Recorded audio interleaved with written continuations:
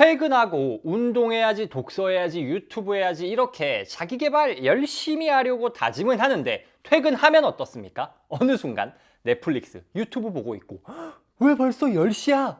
하게 되지 않나요? 혹은 이렇게 딴짓을 한 것도 아니야. 근데 한 건 없어. 시간은 훅 가버렸어.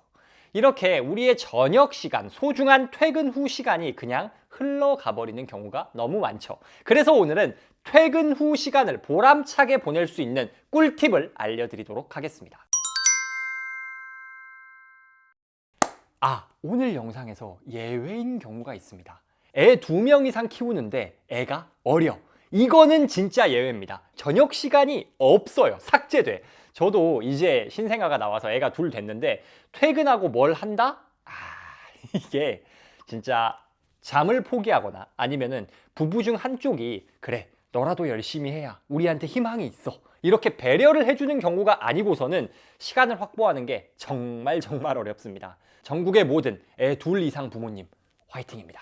또 다른 예외가 있어요. 직장이 진짜 너무 악독한 직장이라서 혹은 일이 너무 바쁜 곳이라서 물리적으로 아예 시간이 안 나. 저녁 10시에 퇴근해서 8시에 출근하고 뭐 이런 분들이 존재하거든요. 분명히. 이런 분들은 지금 퇴근 후의 시간을 어떻게 쓸까를 고민하면 안 돼요.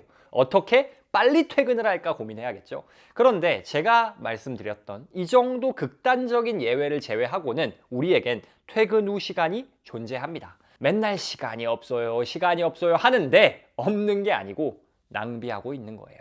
이런 경우에 어떻게 시간 낭비를 막을 수 있는지를 알려드릴 겁니다. 첫 번째는 타임 블록입니다. 퇴근 후 시간을 알차게 사용하기 위해서 가장 먼저 해야 할 일은요. 퇴근 후에 나는 이 일에 이 정도의 시간을 쓰겠다라는 일종의 블록을 확보하는 겁니다. 왜 블록이라고 표현을 하냐? 여기서 10분, 저기서 15분 이렇게 파편화된 시간 말고 한 덩어리가 필요하기 때문입니다. 1시간이면 1시간, 90분이면 90분, 2시간이면 2시간 이렇게 블록으로 시간을 써야 돼요. 자투리로 조금 쓰는 시간은요. 그냥 날려보내기가 너무 쉽습니다. 피터 드러커의 자기경영 노트란 책에서는 이렇게 말합니다. 목표 달성을 잘하는 사람들은 자유재량 시간을 통합해야 한다는 사실을 알고 있다. 그들은 방해받지 않는 연속적인 시간이 필요하며 자투리 시간은 아예 쓸모없다는 사실을 안다. 심지어 근무 시간의 4분의 1만이라도 연속적으로 사용하면 중요한 일을 하기에 충분하다. 그러나 하루에 4분의 3이라 해도 여기 15분, 저기 30분 하는 식으로 시간을 쪼개 쓴다면 아무 쓸모가 없다. 여러분 다 일을 해보셔서 아시잖아요. 자투리 시간에 잠깐 했다가 좀 이따 또 10분 했다 이러면은 그 다음에 그 일을 할 때 어디까지 했더라? 다시 파악해야 돼요. 그리고 자료를 다시 찾아봐야 돼. 그래서 시간이 2배, 3배로 걸립니다. 시간을 이렇게 쪼개서 조금씩 쓰면은 토탈 1시간이면 끝날 일을 3시간을 써야 돼요. 팍 몰아서 집중하면 1시간이면 커칠 수 있는 일인데. 퇴근 후의 시간도 마찬가지입니다. 잠깐 시간 날 때 조금씩 한다? 훨씬 더 많은 시간을 낭비하게 돼요. 우리는 무조건 큰 덩어리, 타임 블록을 확보해야 합니다. 그 타임 블록을 어떻게 확보하냐? 쉽습니다. 말 그대로 확보하면 돼요. 무슨 요일 몇 시부터 몇 시까지는 내가 영어 공부를 할 거야. 영상 만들 거야. 딱 정해놓으면 됩니다. 실제로 제가 교사를 하면서 유튜브를 했었거든요. 근데 그렇게 대충 살았던 것 같진 않은데 아무리 해도 시간이 잘 안 나는 거예요. 그래서 그때 결심을 한 게 나는 무조건 퇴근하고 저녁 7시부터 10시까지는 유튜브 영상 만들 거야. 그리고 저는 책 리뷰를 하니까 책을 읽어야 되잖아요. 그래서 새벽 5시 반부터 7시까지는 책 읽을 거야. 이렇게 블록으로 시간을 정해놨습니다. 야, 그거 그냥 시간 날 때 책 읽는 거, 영상 만드는 거랑 뭐가 다르냐? 다릅니다. 연구가 증명합니다. 아주 작은 습관의 힘의 저자인 제임스 클리어가 기고한 글에서는 한 연구 결과를 소개하고 있습니다. 영국에서 진행된 연구인데 이 연구에서는 참가자들을 3그룹으로 나눴습니다. 그리고 이 3그룹 참가자들이 얼마나 운동을 하는가를 비교했어요. 그런데 첫 번째 그룹은 그냥 운동 일지를 써보세요 정도만 요구받았습니다. 그런데 두 번째 그룹은요. 운동을 하면 심혈관 건강에 좋습니다라는 일종의 동기부여 자료까지 제공받았어요. 마지막 세 번째 그룹은 다음 주에 무슨 요일, 몇 시에, 어디에서 운동을 할 겁니까? 라는 구체적인 계획을 종이에 적도록 했습니다. 결과가 어땠을까요? 동기부여 자료 정도까지 받은 이 그룹조차 주 1회 이상 운동한 비율이 35% 수준에 그쳤습니다. 그런데 구체적 계획을 세웠던 세 번째 그룹은 무려 91%가 그 주에 운동을 했다고 합니다. 단지 그냥 나는 월수금 저녁 7시에 거실에서 요가를 20분 할 거야. 이렇게 계획을 적었을 뿐인데 실천 확률이 2배 이상 올라간 겁니다. 동기부여를 받았다고 해서도 변화가 없었지만 언제 어디서 할지 미리 정해두니까 하더라는 거예요.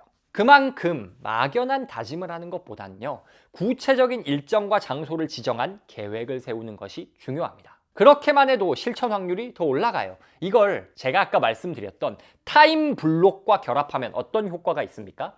이 타임 블록에는 나는 이걸 할 거야 라고 딱 정해놓으면 실천 확률이 올라간다는 거예요. 그러니 우리가 그냥 막연하게 퇴근하고 영어 공부해야지, 운동해야지 이것저것 생각만 할 게 아니라 몇 시에 어디서 무엇을 한다라는 타임 블록과 계획을 정확하게 세워야 내가 한다는 겁니다. 이렇게 타임 블록이 필요한 이유가 하나 더 있습니다. 바로 주변인들에게 양해를 구하기가 쉬워요. 만약에 여러분이 가족에게 야, 나 유튜브 할 거야 라고 말했다 가정해 볼게요. 근데 가족이 보기에는 얘가 자꾸 그냥 핸드폰만 보고 있어.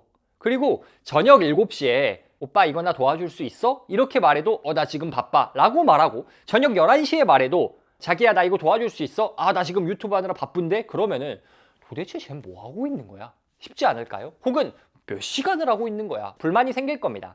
그런데 여보, 내가 딱 몇 시부터 몇 시까지는 이걸 좀 하고 싶거든. 내가 이때만 딱 집중할게. 그거 외에 나머지 시간에는 집안일도 같이 하고 같이 시간을 보낼 수 있도록 할게. 그래도 될까? 라고 말하면 어떨까요? 오케이 하겠죠. 그리고 직장에서 회식이 있거나 친구들이 약속으로 부르거나 해도 이렇게 말할 수가 있습니다. 제가 매주 월요일 저녁 7시부터 9시까지는 약속이 있어서요 라고 말할 수 있잖아요. 이 시간만큼은 제가 약속이 있기 때문에 피해 주시면 감사하겠습니다 할 수 있잖아요. 야, 그거 거짓말 아니냐고? 아니죠. 나와의 약속입니다. 그리고 여러분, 다른 사람과 하는 약속보다 나하고 하는 약속이 더 중요한 거예요. 퇴근 후 시간을 알차게 사용하기 위해선 일단 타임 블록을 확보해야 합니다. 짜투리 시간은 모아봤자 아무짝에도 쓸모가 없습니다. 단 1시간이라도 시간 덩어리, 타임 블록이 있어야지 뭐를 할 수가 있는 겁니다. 그 시간을 확보하는 방법은 명확하게 몇 시부터 몇 시까지 나는 뭘 한다라는 구체적인 실천 계획을 세우고 주변에 알리는 겁니다. 그래야지 내가 실천할 확률도 올라갈 뿐더러 주변 사람들에게 양해를 구하기도 쉬운 겁니다. 잠깐! 오늘 영상보다 더 유익한 콘텐츠를 무료로 받으실 수 있다는 것 알고 계신가요? 영상보다 더욱 진한 인사이트를 담은 북토크 뉴스레터를 지금 당장 신청하실 수 있습니다. 지금까지 뉴스레터를 받아보신 분들이 이런 후기를 남겨주셨습니다. 적어주신 그대로 읽어드릴게요.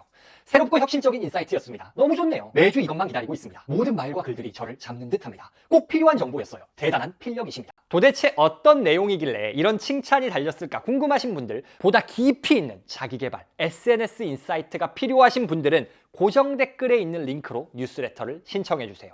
100% 무료입니다. 퇴근 후 시간 활용하는 두 번째 꿀팁, 모드 전환입니다. 사실 아까 첫 번째 말씀드렸던 시간 확보나 계획까지는 많이 하시거든요. 그런데 문제는 뭐야? 계획을 실천하려고 하니까 뜻대로 안 돼. 가령 저녁 먹고 8시부터 10시까지는 독서한다 라고 계획을 세웠어요. 근데 8시에 책상에 딱 앉으려고 하면은 피곤해. 오늘 있었던 일들도 아직 머리에서 막 계속 맴돌고 있고 몸도 피곤하고 밥 먹어서 졸리고 그 상태로 뭘 하려고 하니까 잘 안 돼.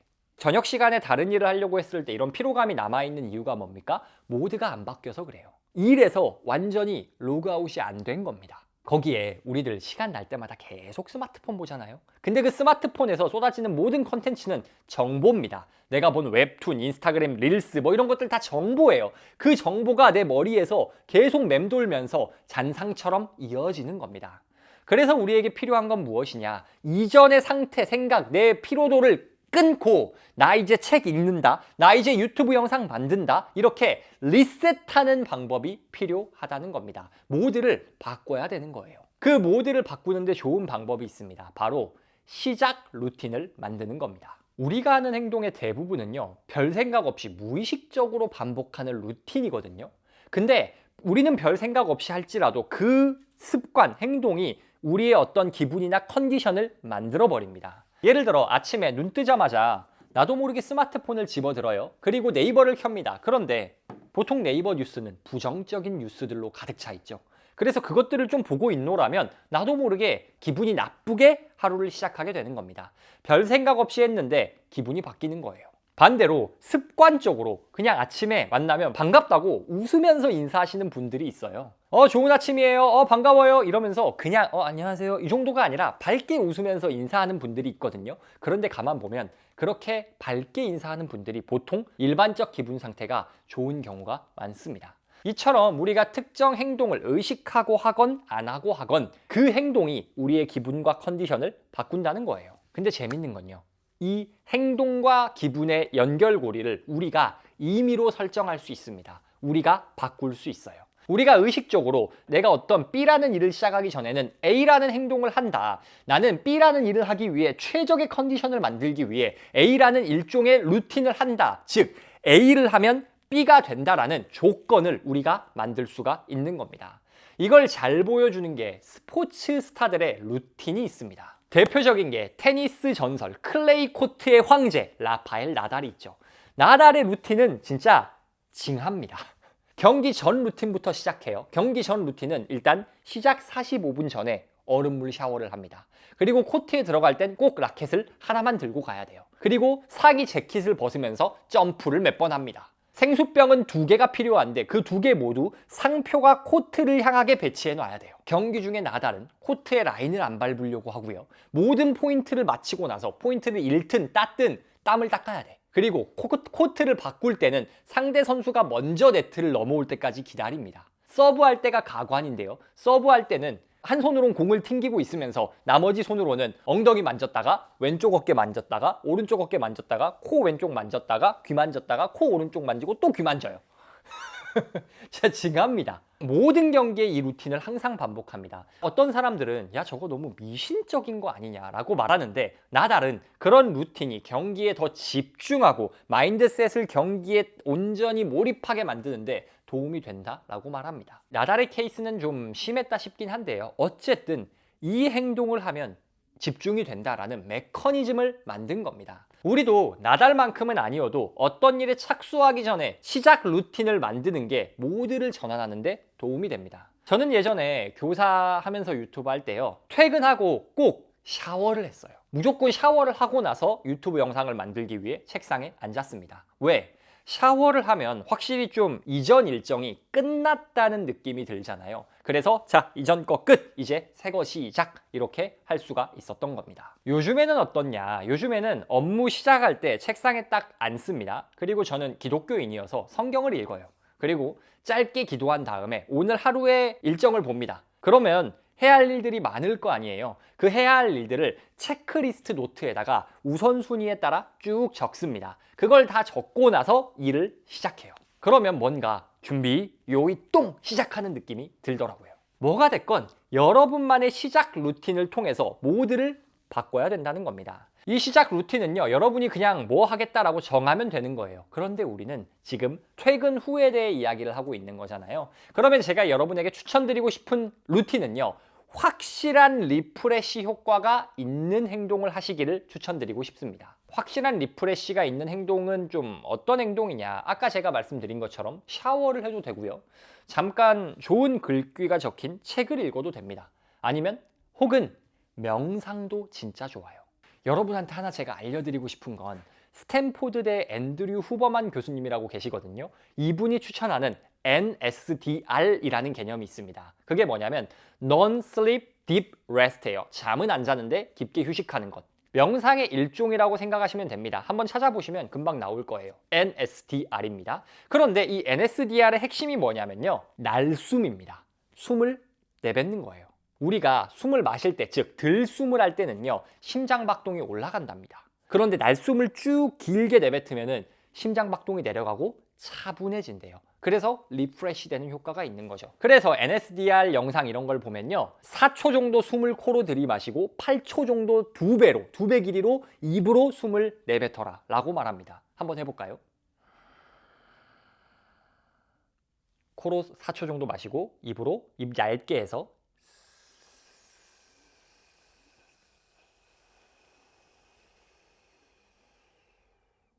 이렇게 4초 들숨을 마시고 8초 날숨을 내뱉는 이것만 여러 번 반복해도요, 몸이 쫙 가라앉는 느낌이 듭니다. 그리고 눈 감고 이걸 여러 번 반복하면 마치 잠을 잔 것처럼 정신이 맑아지는 효과가 있습니다. 우리가 계획을 세워도 실천하지 못하는 이유는요, 하려고 하면 하고 싶지 않은 기분이 들고 피곤하기 때문입니다. 그 피곤의 이유는 중요한 일을 하기 전에 반복됐던 일정들 혹은 스마트폰 정보들이 머리에 잔상처럼 남아 있어서 그래요. 즉, 모드가 바뀌지 않아서 그렇습니다. 집중을 위해서는요, 우리는 확실한 모드 전환이 필요합니다. 확실한 모드 전환을 위해선 나만의 시작 루틴을 만들어야 됩니다. 샤워가 됐건 글을 읽는 것이 됐건 명상이 됐건 확실히 전환할 계기가 있어야 여러분이 확보한 시간을 유의미하고 몰입감 있게 사용할 수 있을 겁니다. 퇴근 후 시간 알차게 사용하는 세 번째 비법, 하루 끝입니다. 퇴근 후 시간을 알차게 쓰는 마지막 핵심은요, 하루의 끝, 마무리를 잘하는 겁니다. 우리가 지금 퇴근 후에도 열심히 사는 법을 굳이 알아보고 있는 이유가 뭐예요? 잘 살고 싶어서지 않습니까? 즉, 스스로를 더 푸시하는 행위예요. 근데 인간이 또 푸시만 하면 퍼집니다. 번아웃이 와요. 그래서 우리에게 필요한 건 쉴 때 확실히 쉬어줄 수 있어야 됩니다. 근데 요즘 사람들이 이 쉬는 걸 잘 못합니다. 그래서 악순환에 빠져요. 어떤 악순환이냐? 처음에는 열정이 넘쳐 열심히 합니다. 이게 또 재밌는 게 처음에는 재밌고 열정이 넘치니까 안 지쳐요. 그러다 보니까 열심히 사는 것 자체, 그 열심히 산다는 느낌 자체가 좋은 거야. 그 기분에 취해서 무리를 합니다. 잠을 줄이기 시작해요. 그러니 어떻습니까? 점점 피곤해져. 점점 하기 싫어. 근데 일단 칼을 뽑았으면 무라도 베야지 하고 의무감해합니다. 참고 해요. 그러다가 결국 퍼집니다. 그러면 안 됩니다. 오늘 영상 주제가 퇴근 후를 알차게 쓰는 법이라고 해서 더 열심히 해, 이런 이야기만 할 줄 아셨죠? 근데 여러분, 정말 잘 쉬는 것도 퇴근 후 시간을 정말 알차게 쓰는 방법입니다. 퇴근 후를 알차게 잘 쉬어야 다음날 살아갈 힘이 생깁니다. 잘 쉰다는 것, 이것의 핵심은 뭐죠? 바로 잘 자는 겁니다. 그래서 우리는 잘 자기 위한 하루 끝 마무리 루틴이 필요하다는 겁니다. 이 잘 쉬어야 한다는 말을 오해하지는 않으셨으면 좋겠습니다. 가만히 누워서 유튜브, 넷플릭스, 인스타 자기 직전까지 봐라, 뒹굴뒹굴 거려라, 이건 쉬는 게 아니에요. 차라리 겉보기엔 좀 빡세 보이더라도 퇴근 후 알차게 자기 개발하고 제 시간에 뿌듯하다 라고 많이 피곤해가지고 그냥 눈 감으면 잠들어 버리는 거, 이게 더 잘 쉬는 겁니다. 자, 아무튼 핵심은 뭐냐면 퇴근 후 시간을 알차게 보내는 마지막 열쇠는 잘 쉬는 것이고, 잘 쉬기 위해선 잘 자야 된다라는 겁니다. 그렇다면 잘 자기 위해서 하루 끝 루틴을 만들라 라고 말씀을 드렸는데, 그 하루 끝 루틴에는 어떤 요소가 들어가야 되냐? 첫 번째는 전자기기 차단입니다. 고려대 안암병원 연구에 따르면요, 취침 전 4시간 동안 강한 빛에 노출이 되면 수면의 질이 떨어지고 피로감, 불면증, 우울증 같은 증상이 나타난다고 합니다. 이 강한 빛이라는 게 지금 제가 쐬고 있는 이런 스튜디오 조명 같은 빛만 말하는 게 아니에요. 핸드폰에서 나오는 블루라이트, 전자파 이런 거 다 포함하는 겁니다. 그런데 솔직히 말해서 현대인에게 자기 4시간 전부터 폰을 안 봐라, 저는 어렵다고 봅니다. 그래서 전문가들은 보통 2시간 전부터는 보지 마라 라고 말을 해요. 2시간 전부터는 못하겠다, 그러면 제발 1시간 전부터는 보지 마 라고 말하는 겁니다. 그게 수면의 질을 비약적으로 올려줄 수 있기 때문에. 요새 저는 보통 11시에 자서 7시에 일어나거든요. 그런데 저녁 9시가 되면요, 폰이 수면 모드로 바뀝니다. 수면 모드에서는 카톡, 인스타 이런 어플 실행도 다 안 되고요, 화면도 흑백으로 바뀌어 있어요.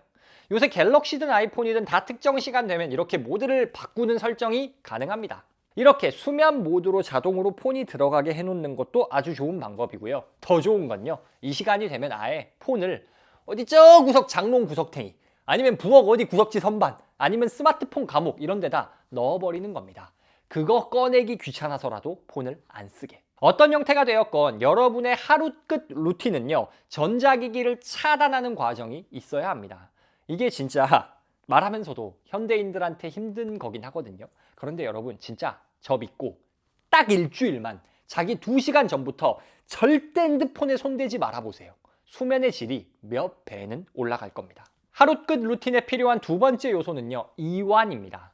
우리 몸과 정신은요, 좀 하루 종일 긴장 상태에 놓여 있어요. 쏟아지는 일들을 처리하고 일상에서 생기는 다양한 문제를 처리하다 보면 그렇게 됩니다. 이렇게 바쁘게 정신없이 살고 있다 보면요, 마치 원시 시대 때 신체가 야생동물이나 이웃 부족에게 위협받는 것 같은 상태에 놓이게 돼요. 이 상태를 심리학적으로는 투쟁 도피 반응이라고 부릅니다. 이 투쟁 도피 반응은요, 생존을 위해 진화한 메커니즘입니다.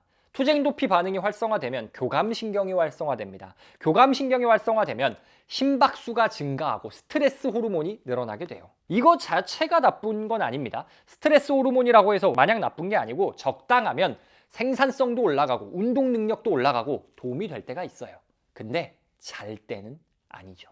자야 되는데 교감신경이 활성화되고 스트레스 호르몬이 올라와 있다면 뭐냐면은 야, 너 그러다 죽어, 일어나 있어야지 하고 여러분을 깨우는 것과 마찬가지예요. 잠이 들 리가 없습니다. 그래서 우리는 하루 끝 루틴을 통해서 아니야, 안전해, 자도 돼, 걱정하지 마, 이렇게 우리 자신을 이완시키고 진정시키는 과정이 필요한 겁니다. 이를 위한 방식도 역시 다양합니다. 차분하게 책을 읽어도 되고요, 명상을 해도 되고, 종교를 가지고 계신 분들이라면 기도를 할 수도 있을 겁니다. 어쨌든 핵심은 뭐냐면 어떤 형태로든 하루를 마무리할 때는 이완이 필요하다는 겁니다. 제가 추천드리는 방식은요, 2분 수면법입니다. 이게 뭐냐면 2차 세계대전 당시에 미군 해군 비행학교에서 고안이 됐대요. 전쟁터에서 군인들이 최고의 퍼포먼스를 내려면 아무리 전쟁터라고 쳐도 자야 되잖아요.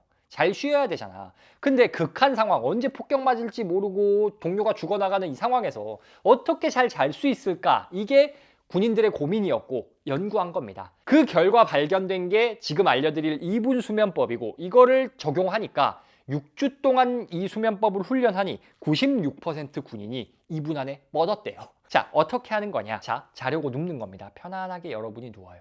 이렇게 누워 있는데 우리가 누워 있으면 편하다라고 생각하는데 사실은 누워 있어도 우리가 의식하지 못해도 미간이라던가 어깨라던가 허리, 허벅지 이런데 나도 모르게 무의식적으로 힘이 들어가 있거든요.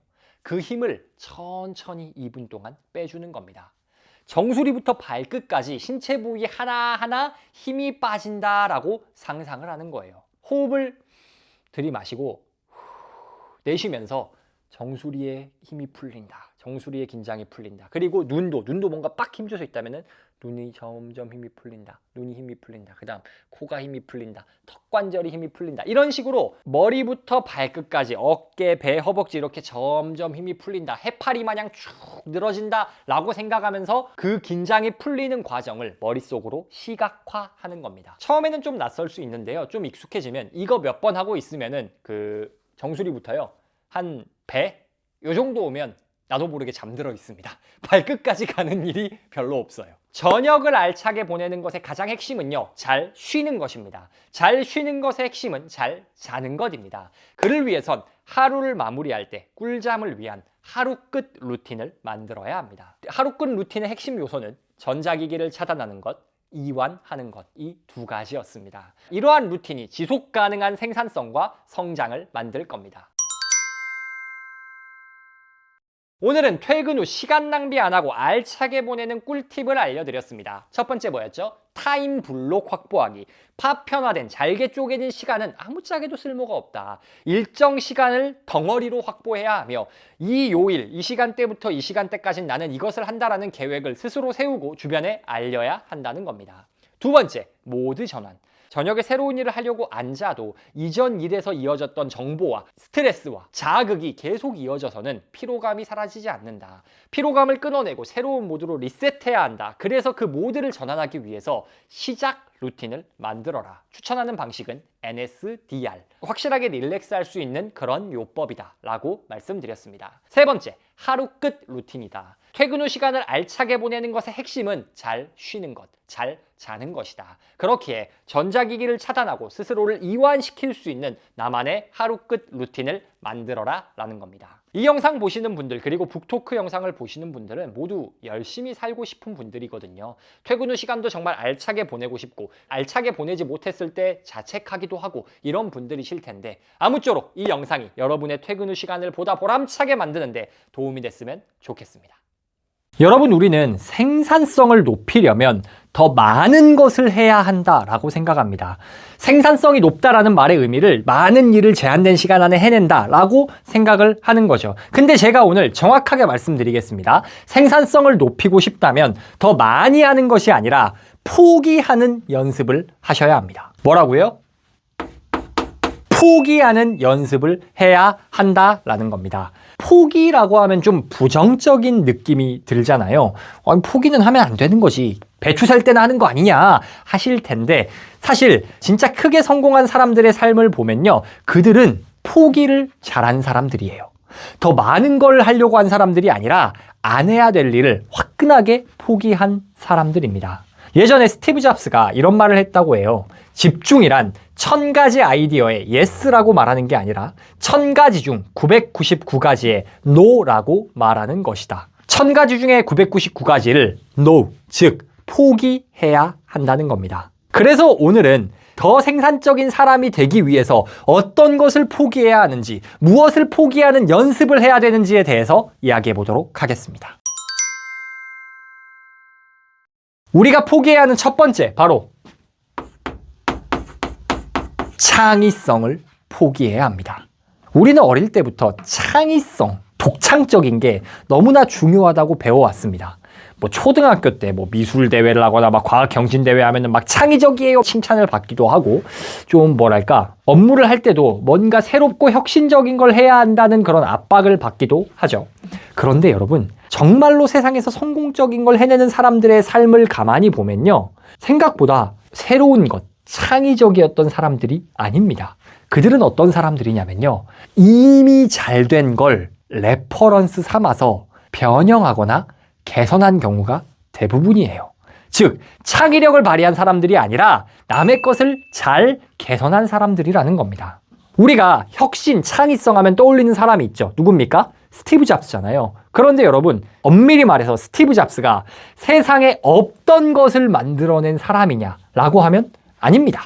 애플의 어떤 운영체제라든지 아니면 아이폰의 기능, 아니면 그 기계에 사용되는 폼팩터나 뭐 이런 것들은요, 다 이미 스티브 잡스 말고 다른 사람이 만들어 놓은 기술을 변형하고 결합한 거예요. 최초에 아이폰에 적용됐던 이 터치 스크린 있잖아요. 그거 이미 있었어요. 이미 있었고 터치 스크린 폰도 이미 존재했었습니다. 즉, 완전히 창의적이고 새로운 걸 발휘한 게 아니에요. 근데 잡스가 잘한 건 뭡니까? 기존에 이미 존재하던 전화기, 인터넷, 터치 스크린 폰, 이런 거를 가장 매력적인 형태로 최적의 타이밍에 결합해냈다라는 거죠. 즉, 완전히 새롭고 독창적인 걸 만들어내야지라고 한 게 아니라, 사람들이 뭐 좋아하지? 지금 세상에 뭐가 있지? 야, 그럼 이걸 어떻게 합쳐볼까? 이렇게 접근을 했다라는 거죠. 모든 비즈니스에 있어서 마찬가지라고 생각합니다. 여러분, 정말 까놓고 말해서요, 우리가 와, 내가 이거 사업해봐야지, 이거 너무 재밌겠다, 야, 세상에 이런 게 없는데 라는 혁신적인 아이디어 떠올릴 때가 있잖아요. 그럴 때가 분명히 있거든요. 근데 99%는 그게 혁신적인 게 아니에요. 그러니까 나는 처음 생각이 냈지만 이미 세상에는 이미 있는 경우가 많습니다. 이미 비슷한 제품, 비슷한 비즈니스 모델이 업계에 이미 있고 해외에 있어. 나만 모를 뿐이에요. 심지어 구글링만 해봐도 나와. 근데 그걸 안 해보고 내가 혁신적이다라고 생각하는 거죠. 우리가 아무리 창의력을 발휘한다고 머리를 굴려봤자 이미 세상에 있는 것 중에 하나로 나오게 된다는 겁니다. 그리고 심지어 그렇게 생각해낸 게 완전 최고도 아니야. 혁신적이라고 생각했으나 세상에서 이미 도태된 구린 것을 만들어내는 경우가 많아요. 그럼 어떻게 해야 합니까? 아예 새로운 걸 만들어내려고 노력할 게 아니라 세상에 나와 있는 것 중 이미 성과를 잘 낸다라고 검증된 거를 우리가 찾는 연습을 해야 한다는 거예요. 칼 뉴포트의 베스트셀러 딥 워크에서는 이렇게 말합니다. 진짜 혁신적인 결론은 완전히 발도 안 디딘 지점이 아니라 이미 존재하는 데이터와 아이디어를 깊게 파고들 때 나온다. 핵심은 뭡니까? 정말로 혁신적인 것, 정말로 창의적인 것은 새롭고 신박한 거를 찾고 고민하는 것이 아니라 이미 시장에 나와 있는 것, 앞서 누군가 만들어 놓은 지식과 정보를 뒤져보고 개선하는 게 효율이 좋다라는 겁니다. 자, 그렇다면 창의성을 포기하라고 했는데 이 창의성이라는 게 완전히 그럼 가치가 없는 거냐? 그게 아니고, 제 이야기를 들으면서 느끼셨겠지만 창의성이란 개념을 우리가 좀 바꿀 필요가 있다는 겁니다. 창의성을 우리가 전혀 새로운 것을 만들어라가 아니라 기존의 것에 하나 더 한다 라고 생각을 하셔야 되는 거예요. 제가 기존에 잘 되는 걸 찾고 참고해라 라고 말씀드렸잖아요. 이걸 오해하시면 안 되는 게 전부 갖다 베껴라가 아닙니다.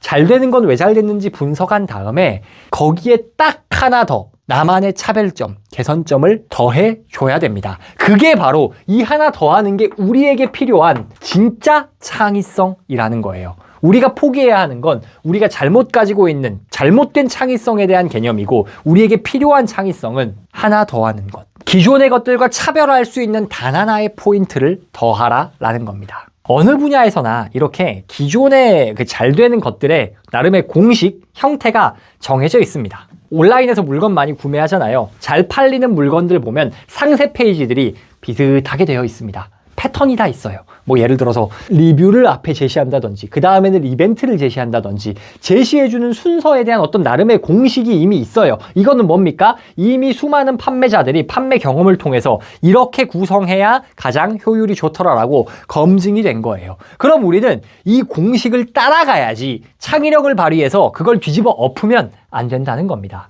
기존의 공식을 따라가되 뭐예요? 나만의 지점 하나 더. 그 공식을 따라가되 다른 사람이 아닌 굳이 내 거를 골라야 하는 단 하나의 차별화 포인트를 넣어줘야 한다는 겁니다. 정리하면 핵심은 무엇이냐? 우리가 생산적이 되기 위해선 창의성을 포기해야 한다. 왜? 무에서 유를 완전히 창조하려는 것은 너무 확률이 낮은 싸움이다. 그리고 심지어 그렇게 창의력을 발휘하려고 노력해봤자 이미 세상에 있는 그저 그런 결과물 중에 하나가 나올 가능성이 높다. 그렇다면 우리는 효율을 위해서는 이 새로운 걸 만들기 위해 고민할 것이 아니라 이미 존재하는 해답들을 찾고 그 해답들의 핵심 노하우를 흡수하고 개선해야 한다. 그게 바로 생산성을 높이는 방법이라는 겁니다. 실제로 제가 유튜브 하면서 생산성을 높일 수 있었던 방법이 뭐냐면은, 제가 옛날에는 컨텐츠의 모든 것을 제가 다 만들려고 했어요. 주제, 썸네일, 제목, 원고 방식 이런 것도 다 제가 그때그때 새롭게 만들려고 했는데, 이러니까 너무 오래 걸리는 거예요. 근데 그 다음부터는 제가 어떻게 했냐, 이 자기개발 분야에서, 독서 분야에서 어떤 컨텐츠가 인기 있냐를 찾으면서 주제를 선정하고,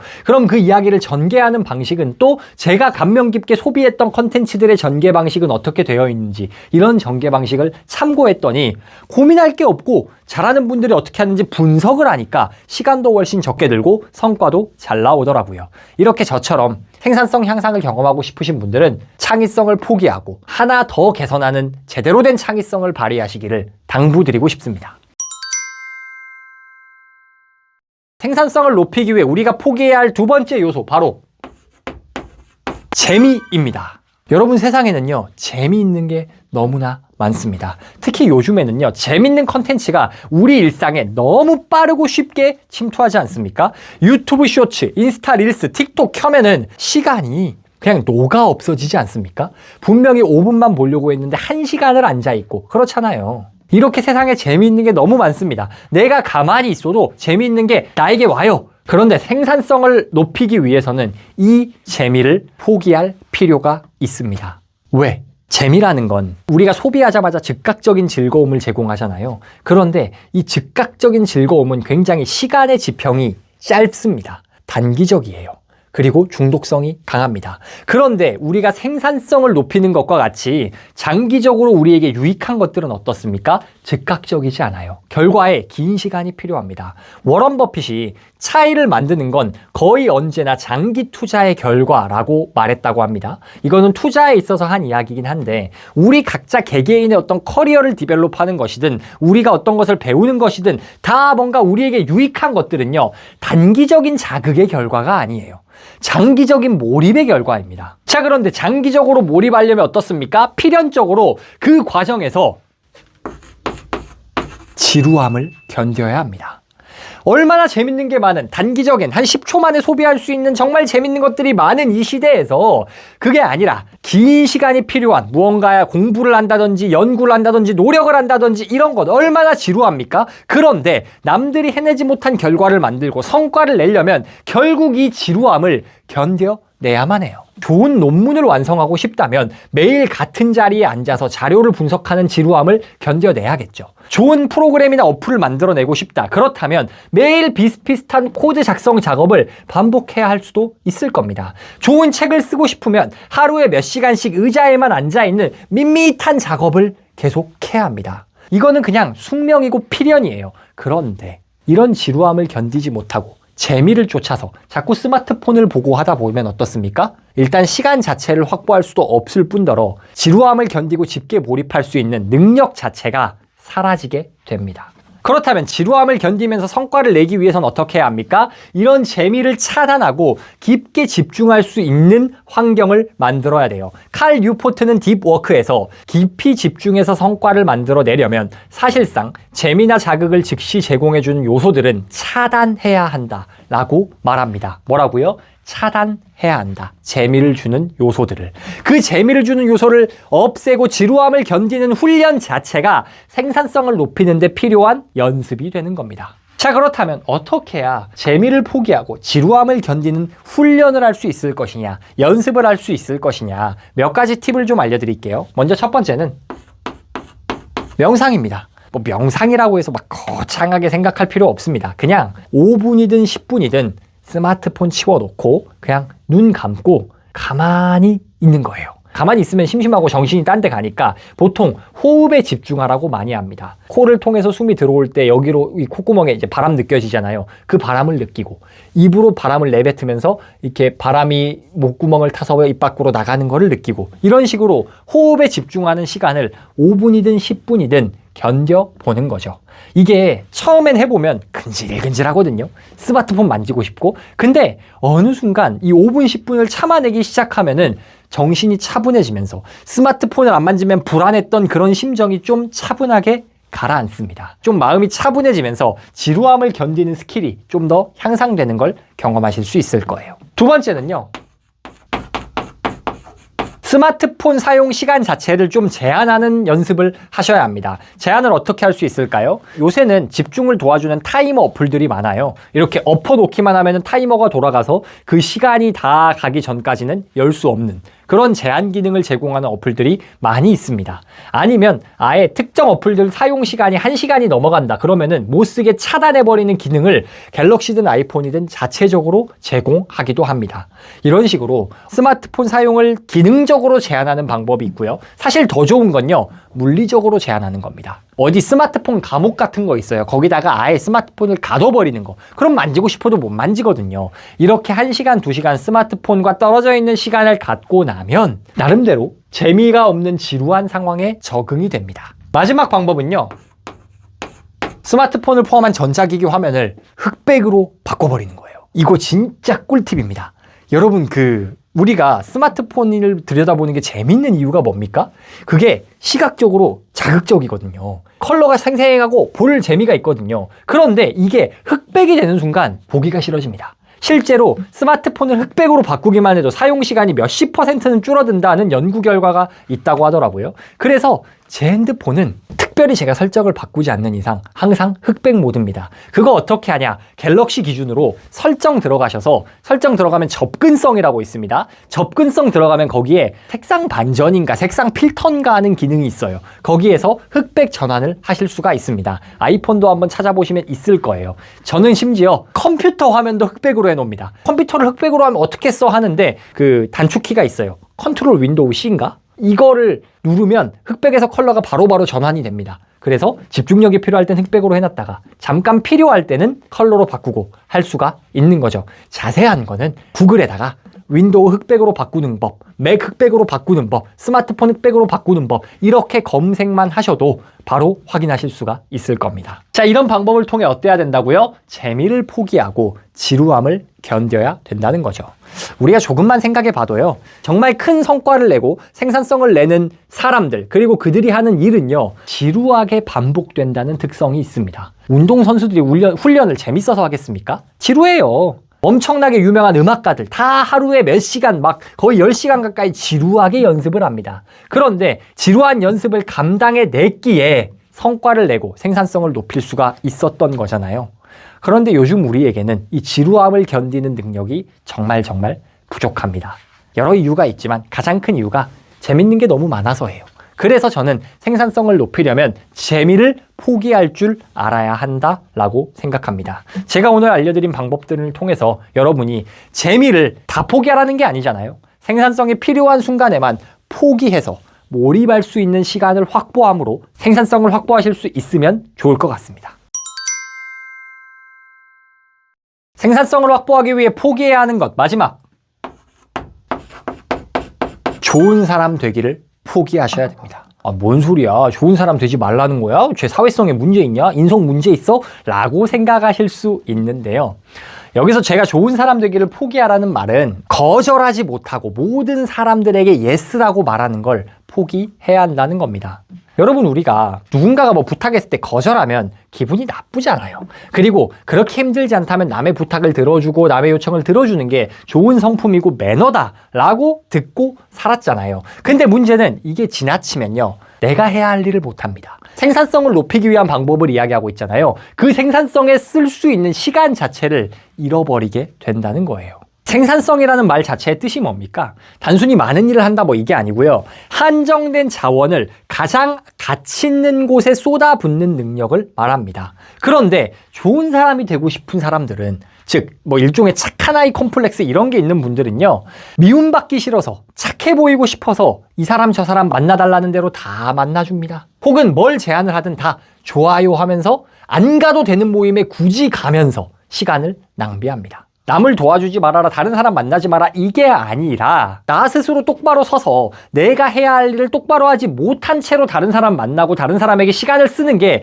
누구에게 득이 되냐는 거죠. 그 사람들에게도 득이 되는 겁니까? 안 된다는 거예요. 그러니 먼저 좋은 사람 되길 좀 포기하더라도, 누가 만나자고 했을 때 거절도 하면서 도움 요청을 거절하기도 하면서 일단 나의 생산성을 높이는 걸 우선으로 둘 수 있어야 한다는 겁니다. 실리콘밸리의 경영구루인 피터 드러커는 가장 중요한 결정은 무엇을 할 것인가 보다 무엇을 하지 않을 것인가다 라는 말을 남겼다고 합니다. 이 말이 어쩌면 착한 사람 콤플렉스를 버리는 실천법과 딱 맞아떨어지는 것 같아요. 우리에게 중요한 건 뭘 할 것이냐, 즉 누가 만나자고 했을 때 만나 좋아 할 게 아니라 무엇을 하지 않을 것인가, 즉 사람들에게 어떻게 누구에게 아니요 라고 말할 것인가, 이게 더 중요하다는 겁니다.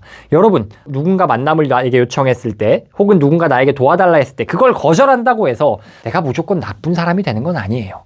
오히려 내가 자제하지 못할 만큼 다 오케이 하다가 내 할 일 제대로 못하거나 그들을 오히려 너무 정신없이 대하는 게 더 나쁜 사람 되는 길일 수도 있습니다. 불필요한 만남이나 부탁을 거절해야 나의 인생에서 최고의 가치를 만들어낼 수 있고, 그 커진 가치를 남들에게 나누고 도와주는 게 결과적으로 더 좋은 사람이 되는 길일 수도 있다는 거죠. 좋은 사람과 착한 사람이 되려고 하는 마음을 포기해야 합니다. 그리고 나에게 중요한 일은 무엇이냐, 그 일을 위해 포기해야 하는 것은 무엇이냐, 이런 우선순위를 정확하게 세우는 것은 이기적인 태도가 아니고 장기적으로 봤을 때 나에게도 상대에게도 정말로 좋은 사람이 되는 올바른 방법입니다.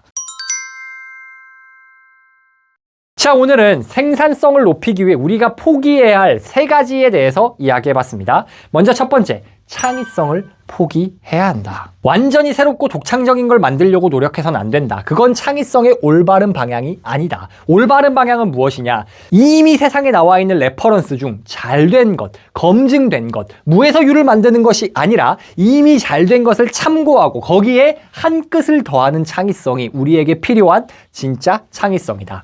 두 번째, 재미를 포기해야 한다. 세상에는 재밌는 게 너무 많다. 그런데 진짜 성과란 재미를 추구할 때 오는 것이 아니라 지루함을 견디며 오랜 시간 몰입할 수 있을 때 나온다. 그를 위해서 우리가 명상을 하거나 스마트폰 사용을 제한하거나 흑백 화면으로 전환하는 것 같은 재미를 제한하는 요소를 인생에 더함으로써 지루함을 견디는 능력을 키워내야 한다는 겁니다. 마지막, 좋은 사람 되기를 포기해야 된다. 이 사람 저 사람 만나자는 대로 다 만나주고 모든 부탁에 예스 하면서 좋은 사람이 되려고 하면 정작 내 일을 할 시간이 없습니다. 그런데 그 내일을 할 시간이 부족해서 내가 더 큰 가치를 창출해내지 못하면 결과적으로는 더 나쁜 사람이 될 수도 있는 거예요. 거절하는 용기, 미움받을 용기를 가지고 내가 몰입해야 할 일에 시간과 에너지를 집중해야 한다. 그게 정말로 나에게 소중한 사람들에게 정말 좋은 사람이 될 수 있는 방법입니다.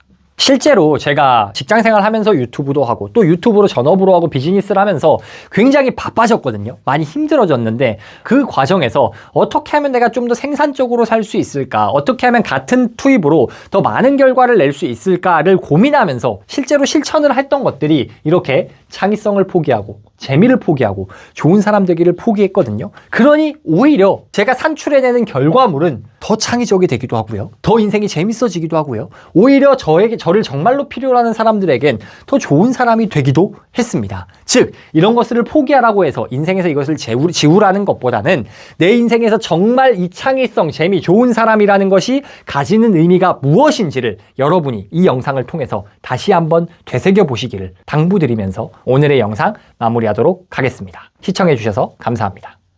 제가 지금 말하면 아무도 안 믿는데 제가 MBTI 처음 했을 때 뭐 나왔냐면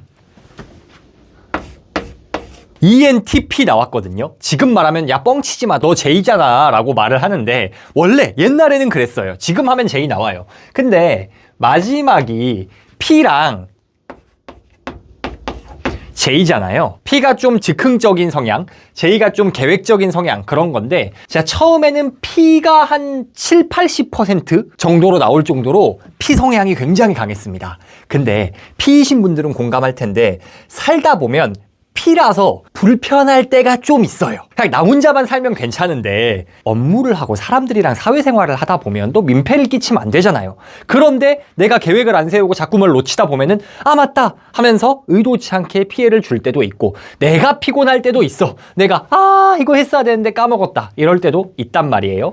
그래서 준비했습니다. 찐 P에서 적어도 사회생활 때 야 너 그래도 일 잘한다 소리 들을 수 있고 내 생산성을 높일 수 있는 정도만큼은 J 성향 즉 계획적으로 변신하는 방법에 대해 이야기해 보도록 하겠습니다. 이 P들이 계획적으로 살고 생산성을 높이려면 해야 되는 게 있습니다. 그게 뭐냐? 바로 자기 부정이에요. 이게 무슨 말일까? 쉽게 말해서 나는 P야 라는 생각과 말 습관을 버려야 한다는 겁니다. 여러분 제가 재밌는 게 P라는 사람들 나는 P라서 이걸 자주 놓쳐요 하는 분들이 많아요. 근데 그런 분들을 많이 관찰하다 보면 진짜 타고난 성향이 P인 사람들이 있어요. 근데 그 사람들의 비중보다도요 나는 P야 라는 걸 핑곗거리 삼는 경우가 더 많더라고요. 왜 그러냐? 우리가 계획적으로 살려면 뭔가 신경 쓰고 챙겨야 될 게 많지 않습니까? 뭐 기록도 해야 될 거고 아니면 스케줄로도 써야 될 수도 있고 그러다 보니까 평균적으로 계획적으로 살려면 좀 더 열심히 살아야 되는 게 있어요. 그런데 그 열심히 사는 게 귀찮은 사람들이 실제로는 자기가 원래 P 성향이 아님에도 불구하고 나는 P야. 그걸 핑곗거리, 변명거리 삼는 경우도 생각보다 많습니다. 주위에 한번 보세요. 자기 유리할 땐 끝장나게 계획적으로 J로 살면서 자기한테 피해 안 올 때는 나는 P야 하는 변명 시전하는 사람들 꽤 있습니다. 그래서 우리가 조금 더 생산적이 되고 계획적이 되려면 이 핑계부터 걷어치워야 돼요. 그러기 위해선 어때야 돼요? 나는 P야 라는 그 자기 변명부터 부정해야 된다라는 겁니다. 그리고 자기 부정을 해야 하는 두 번째 이유가 있습니다. 그게 뭐냐면 언어가 정체성을 규정하기 때문입니다. 제가 교사였잖아요. 근데 교사하다 보면 진짜 재밌을 때가 있는데 어떨 때냐면은 학부모님들이 아이고 우리 애가 영 철이 없어서 뭐 이런 말씀을 하세요. 근데 그게 겸손의 표현이 아니고 진짜로 자기 애는 철이 없고 개념이 없다라고 생각해서 애를 막 타박하는 부모님들이 계시거든요. 근데 그 부모님은 그렇게 말하는데 제가 볼 때는 양반이야. 무슨 말이에요? 애들을 전체적으로 보면은 그 정도 애 되면 철이 잘 든 거고 착한 거고 그래요. 근데 부모님 눈에는 차지 않는 거죠. 아이에 대한 눈높이가 굉장히 높은 경우에 이런 현상이 발생합니다. 재밌는 건 보통 그렇게 눈높이가 너무 높은 경우에 부모님이 잘하는 경우는 별로 없는 쓸데없는 이야기였고요. 자, 근데 어쨌든 뭐냐면 놀랍게도 제가 볼 때는 객관적으로 저 아이 정도면 철이 있고 충분해. 근데 부모님이 우리 애가 철이 없어, 좀 생각이 없어 이런 말을 듣는 아이들은요 자기도 철이 없다 생각하더라고요. 자기도 칠칠 맞다 생각해요. 제가 볼 땐 아닌데. 그 아이들이 왜 그렇게 생각할까요? 맨날 그렇게 들었거든. 즉 무슨 말이냐? 우리가 듣는 언어가 우리의 정체성을 규정한다는 겁니다. 우리가 조금 더 계획적이 되고 싶고 조금 더 생산적이 되고 싶고 그런 방법에 대해 이 영상에서 이야기하는 거 아니겠습니까? 그렇다면 그렇게 변하고 싶다면 뭐를 바꿔야 되냐면요. 정체성을 바꿔야 합니다. 아주 작은 습관의 힘이란 책에선 이렇게 말합니다. 우리가 하는 행동들은 대개 각자의 정체성을 반영한다. 우리는 의식했든 의식하지 않았든 자신이 어떤 사람인지 스스로 믿고 있는 대로 행동한다. 뭐라고요? 스스로 믿는 대로 행동한다는 겁니다. 자, 그런데 우리가 뭐 해야 된다 그랬죠? 자기 부정해야 된다고요. 근데 자기 부정을 하지 않고 나 P야, 아이, 나는 원래 좀 덤벙대, 이렇게 계속 말하고 있으면 스스로 그렇게 믿게 되고 나는 P라는 정체성이 형성이 되고 계속 그렇게 행동하게 되는 겁니다. 그러니 개선이 되지 않는 거예요. 자, 그러면은 우리가 조금 더 계획적으로 되기 위해서 필요한 게 무엇이냐? 나는 P다, 나는 덤벙댄다, 나는 계획성이 부족하다, 이런 언어부터 No! 자기 자신에 대해 가지고 있던 기존의 정체성부터 NO라고 부정하면서 시작해야 한다는 겁니다. 자, 그런데 습관을 바꾸고 변화하는 게 NO라고 외치기만 하면 되는 거면 얼마나 행복할까요? 세상이 얼마나 쉬울까? 나는 그지가 아니야! NO! 하면 나는 부자가 되는 거면 얼마나 좋겠습니까? 근데 그렇지 않잖아요. 그럼 어떻습니까? 자기 부정을 했어. 그렇다면 이제 실제로 조금 더 계획적으로 행동하고 사는 실천을 해야 될 겁니다. 그 실천의 구체적인 방법을 제가 오늘 몇 가지 알려드리려고 합니다. 구체적인 실천 방법 첫 번째는요, 바로 마찰입니다. 마찰이 무슨 뜻일까? 생산성, 습관에 관련된 책들에서 공통적으로 강조하는 내용이 있습니다. 그게 뭐냐면 좋은 습관, 좋은 행동을 하는데 들어가는 마찰을 줄여라. 그리고 나쁜 습관, 나쁜 행동을 하려면 겪어야 하는 마찰을 늘려라 라는 겁니다. 아주 작은 습관의 힘에서는 이렇게도 말합니다. 뇌는 가급적 에너지를 아끼는 방향으로 움직인다. 최소 노력의 법칙을 따르는 것은 인간의 본성이다. 두 가지 유사한 선택지 사이에서 결정해야 할 때 사람들은 자연스럽게 수고가 적게 드는 선택지로 기울게 된다. 마찰이 적다는 게 무슨 뜻이냐면요, 수고가 적게 든다는 뜻입니다.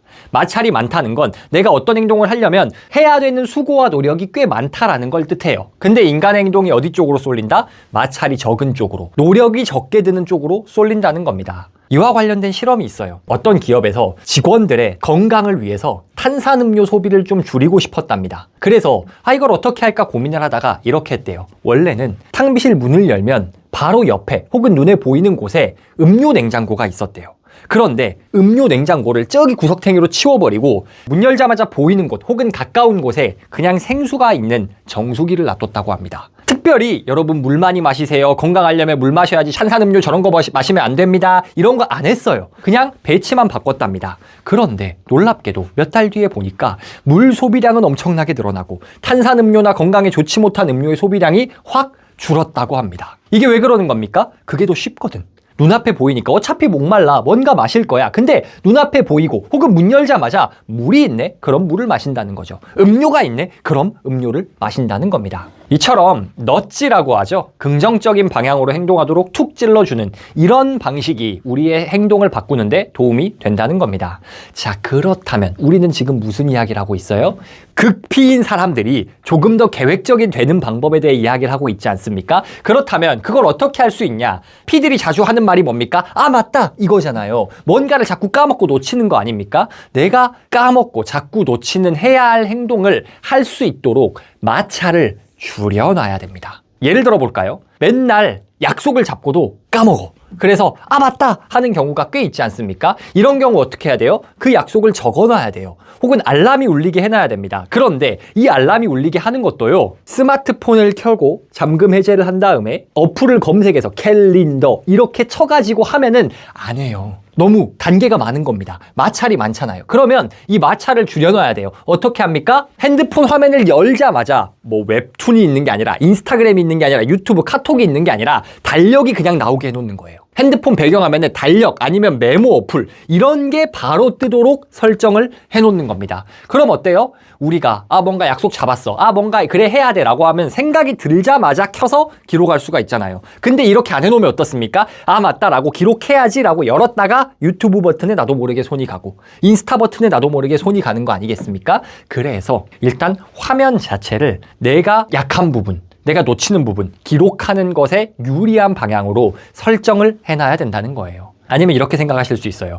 그래도 잠금 해제하고 할 일이 더 많다. 더 간단하게 하는 방법이 있는데요. 뭐냐면 단축키를 설정해 놓으면 됩니다. 여러분 갤럭시 기준으로요, 핸드폰 옆에 전원 버튼 있지 않습니까? 이거 2번 누르면 뭐가 켜지는지 아십니까?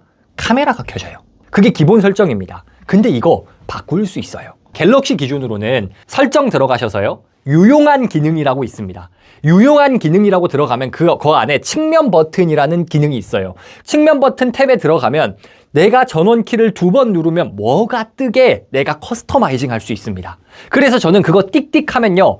구글 킵 제가 사용하는 메모 어플이 실행이 되게 해놨어요. 그래서 딱딱 하는 거 그거 쉽잖아요. 카메라 잠금 열고 찾는 것보다 훨씬 쉽지 않습니까? 그래서 그렇게 커스터마이징해서 딱딱 하면 메모나 리마인더나 아니면 캘린더 어플이 실행되게 할 수가 있겠죠.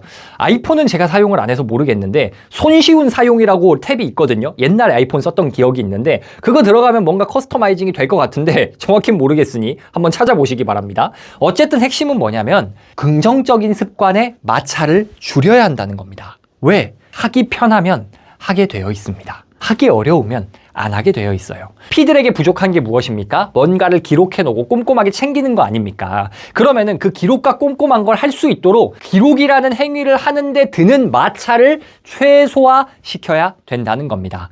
그를 통해서 우리의 부족한 계획성을 좀 더 보완할 수가 있어요. 좀 더 계획적이 되는 두 번째 행동 방침, 바로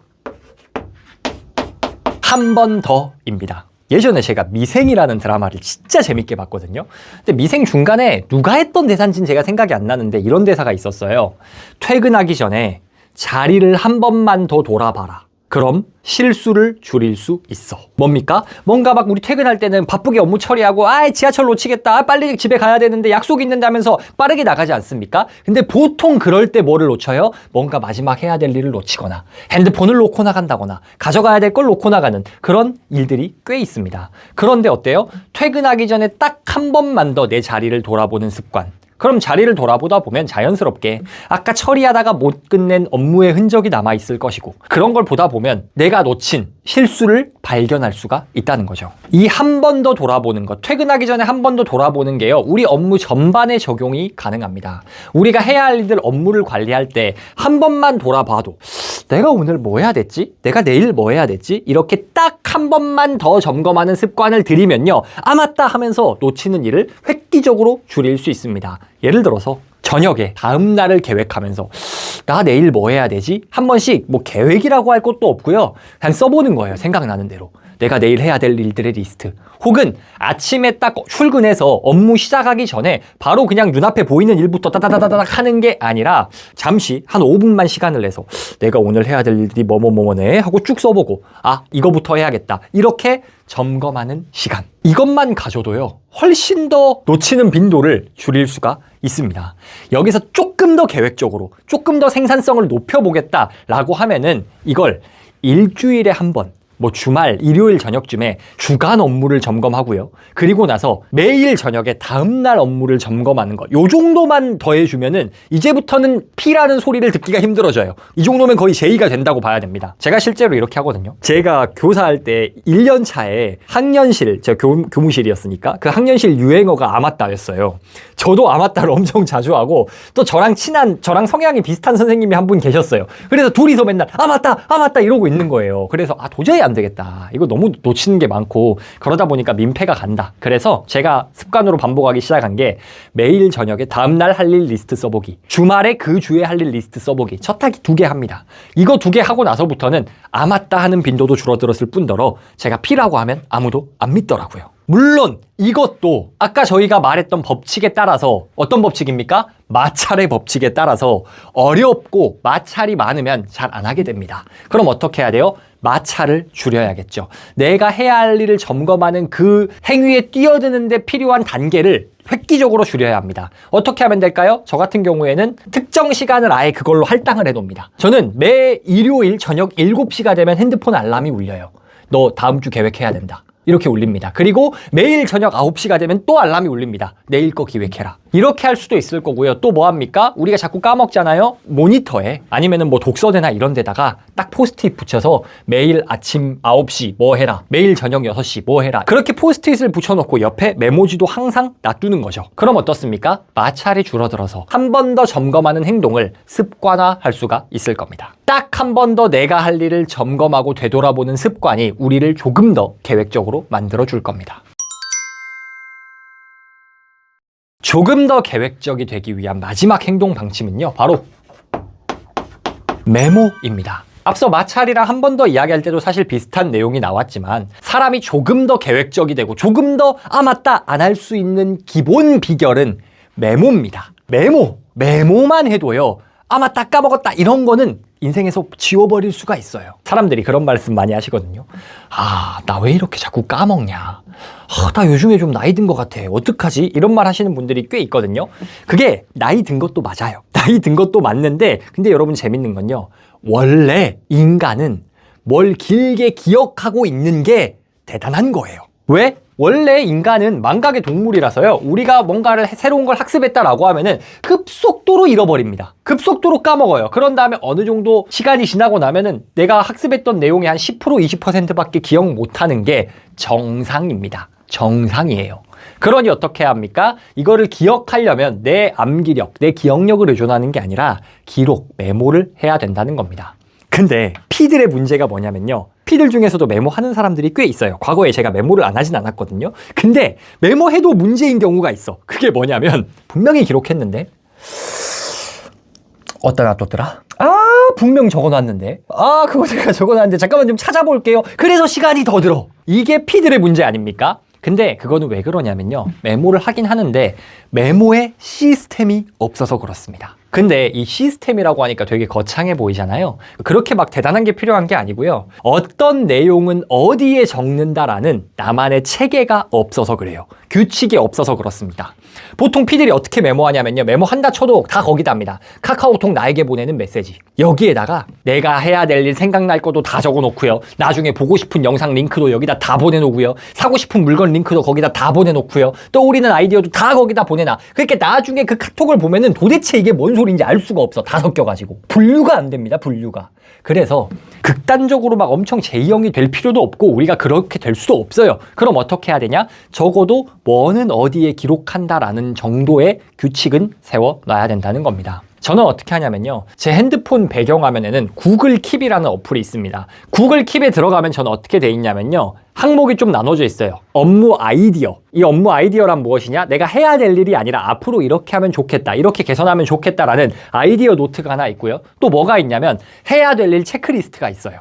그렇게 해서 그때그때 메모해야 될 게 생각날 때마다 구글 킵 들어가서 그 두 가지, 아이디어, 해야 할 일, 여기다 나눠서 적습니다. 그 중에서 해야 할 일들 있잖아요. 이 해야 할 일들 중에서 그냥 언젠가 하기만 하면 되는 일, 즉 시간 제한이 안 걸려도 있는 일들은 그냥 구글 킵에 놔둬요. 근데 시간 제한이 걸려 있는 것들이 있습니다. 반드시 이번 주 안에 끝내야 돼, 오늘 안에 해야 돼, 이런 것들은 저는 갤럭시 쓰거든요. 삼성 리마인더 어플에다가 따로 입력해 놓습니다. 리마인더 어플이 좋은 게 쓸 때 그렇게 적을 수 있어요. 비교적 최근에 업데이트가 돼가지고 수요일 오후 1시에 뭐 한다 이렇게 적어 놓으면은 그냥 자동으로 그 수요일 오후 1시라는 문구를 인식을 해가지고 시간으로 바로 넣어줘요. 내 캘린더에다 갖다 넣어줍니다. 그래서 저는 시간 제한이 걸려있는 해야 할 일은 삼성 리마인더에다가 옮겨요. 아이폰 기준으로는 미리 알림이란 어플을 쓰면 됩니다. 제가 지금 어떻게 했어요? 해야 할 일들, 메모해야 될 일이 이렇게 많다라고 했을 때 일단 구글 킵에다가 다 적습니다. 그리고 구글 킵 중에 두 종류가 있었어요. 아이디어 노트가 있었고 할 일 노트가 있었습니다. 아이디어는 아이디어 노트에, 할 일은 할 일 노트에다 다 적어요. 근데 이 할 일 중에서 종류가 뭐가 있죠? 시간 제한이 없는 이것들은 그냥 이 할 일 노트에 놔두고 나중에 한 번씩 꺼내 봅니다. 근데 시간 제한이 있는 것들은 어떻게 했어요? 제가 삼성 리마인더, 삼성 광고 아닙니다. 이재용 회장님 보고 계시면 사랑합니다. 광고 부탁드려요. 저한테 광고를 줄 리가 없어요. 자, 아무튼 아이폰은 뭡니까? 미리 알림. 물론 이거 말고도 어플 많습니다. 그냥 기본 어플 위주로 제가 설명을 드린 거예요. 근데 어떻습니까? 이게 뭐 대단한 규칙이에요? 이게 뭐 제의라고 할 만한 규칙입니까? 아니잖아요. 근데 이것만 해도 어떤 내용은 뭐에다가 메모한다라는 나만의 규칙만 세워져 있어도요, 야 이거 내가 어디다 적어놨더라, 요거는 좀 덜해집니다. 제가 원래 그래도 타고났던 게 P여서 없어지진 않아요. 아직도 있어. 어디다 놔뒀던 것 같은데 할 때가 있는데, 그래도 기본적으로 나는 여기에 메모한다라는 규칙을 만들어 놓으니까 훨씬 더 놓치는 게 줄어들고 훨씬 더 많은 아이디어들을 기억에 남길 수 있더라고요. 그렇게 어려운 거 아니니까 여러분이 후천적으로 P를 극복하기 위해선, 조금 더 생산성을 높이고 조금 더 계획적이 되기 위해서는 이렇게 메모의 간단한 체계를 만들어 보시기를 강력 추천드립니다.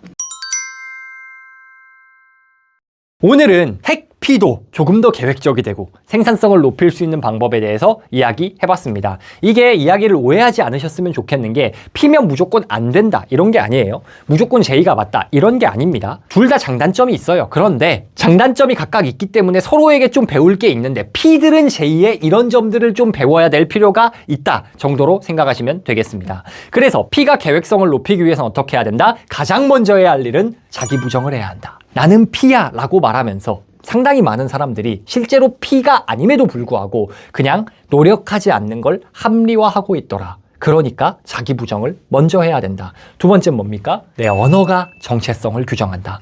나는 P야, 나는 자꾸 까먹어라고 말하다 보면 나는 정말 그런 사람이 돼버리는 겁니다. 이거부터 전제를 부수고 시작해야 돼요. 나도 충분히 계획적이 될 수 있어. 나도 생산적으로 할 일 놓치지 않고 할 수 있어 라고 생각을 해야 되고 그렇게 말을 해야 된다는 겁니다. 그를 위한 구체적인 실천 방침은 뭐였습니까? 첫 번째, 마찰을 활용하라. 바람직한 행동에 들어가는 마찰을 최대한 줄여라. 할 일을 기록하고 계획을 세우는 데 드는 마찰을 스마트폰 배경화면을 바꾸든 아니면 단축키를 설정하든 해서 그 행동을 최대한 쉽게 할 수 있도록 만들어야 한다. 두 번째, 딱 한 번 더 점검하자. 딱 한 번 더. 그냥 그 일을 해야 할 시점에 닥쳐서 일하는 게 아니라 한 번 더 미리 점검을 하거나 한 번만 더 지나서 내가 놓친 게 없는지 점검하는 이 한 번 더 습관이 우리를 더욱더 생산적으로 만들어 줄 것이다. 마지막, 메모해야 한다.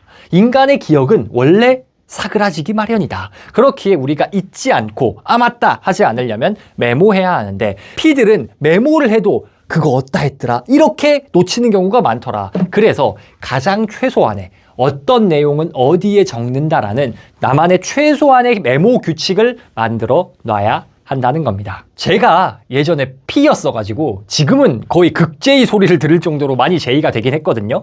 그 변한 걸 생각해보면 저도 뭔가 막 원래 타고난 P였다기보다는 P라는 핑계를 대고 있었던 게 아닌가 하는 생각도 좀 듭니다. 어쨌든 저는 이러한 방법들을 함으로써 조금 더 계획적이고 건강한 생산성을 발휘할 수 있게 됐기 때문에 영상을 시청하시는 분들 중에 계획성 부족으로 고민하시는 분들이 조금 더 생산적이 되고 조금 더 원하는 바를 이루셨으면 하는 마음에 오늘의 영상을 준비했고요. 오늘 영상과 같이 내가 더 생산성을 발휘하기 위해 내가 더 성장하기 위해 필요한 컨텐츠가 필요하다 하시는 분들은 구독 부탁드리고요. 제가 이런 좋은 컨텐츠를 텍스트로도 메일로도 보내드리고 있는 거 아시죠? 고정 댓글 보시면 뉴스레터 구독 링크가 있으니까요. 100% 무료니까 편하게 신청해 보시면은 저에게도 여러분에게도 도움이 될 것 같습니다. 시청해 주셔서 감사합니다. 오늘도 좋은 하루 되세요.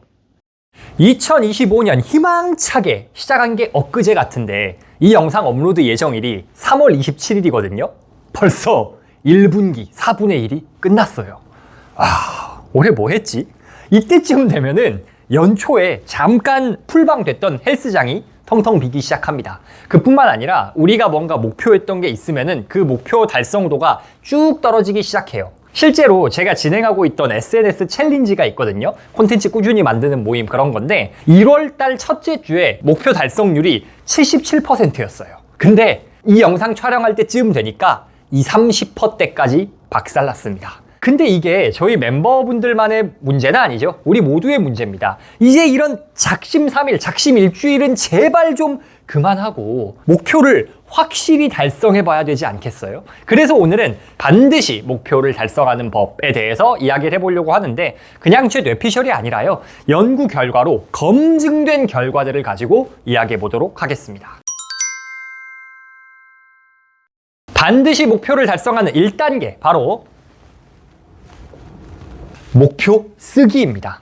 목표를 달성하려면 일단 목표를 써야 됩니다. 그냥 나 이거 하고 싶다라고 생각만 하는 게 아니라 직접 써봐야 돼요. 야, 그게 의미가 있냐? 싶으실 수 있는데 네, 있습니다. 제가 오늘 증거 가지고 이야기한다고 했잖아요. 캘리포니아에 있는 도미니칸 대학교에 게일 매튜스라는 교수님이 계셔요. 근데 이분이 연구를 했습니다. 어떤 연구를 했냐면요.